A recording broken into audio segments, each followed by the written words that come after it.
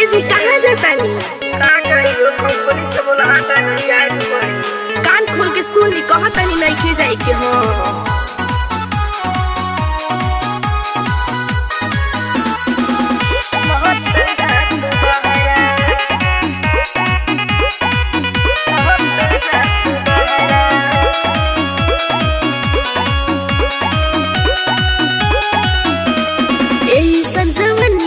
छोड़ी के घरे का जाला तू नौकरी करे, संजवनिया छोड़ी के घरे का जाला तू नौकरी करे। रुपया पैसा न चाही हो तोहरा से हमको हतानी, प्यार चाही हो हमारा। घर ही रह आज रह, घर ही रह ए बलम जी महती जात बहरा। घर ही रह ए बलम जी महत जात बहरा।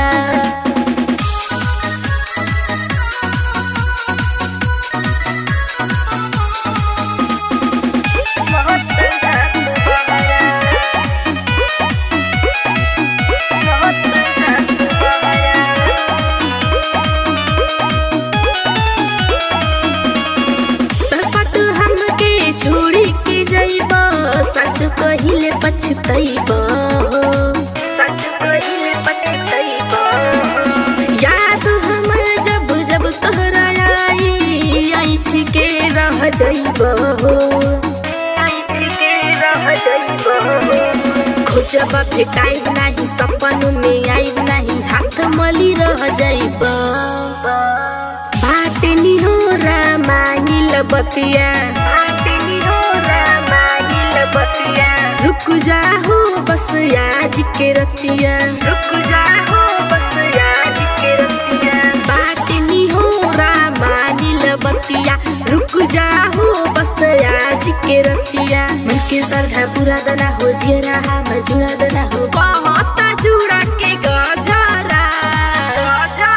घर ही रह आज रह, घर ही रह ए बलम जी मत जात बहरा। घर ही रह ए बलम जी मत जात बहरा।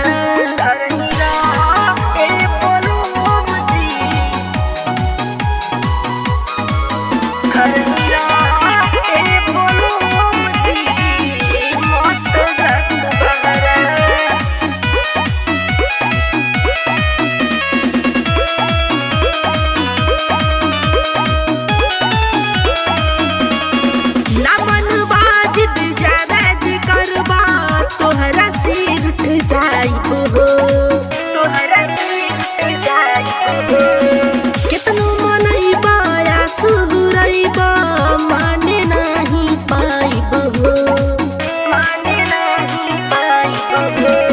धीर फुरावा नहीं, अखिया लोरावा नहीं, रोवा के बोल कपैब। लागता विनोद बहकवले हो मतिया, गुड्डू हवा उनके संगतिया, लागता विनोद बहकवले हो मतिया, गुड्डू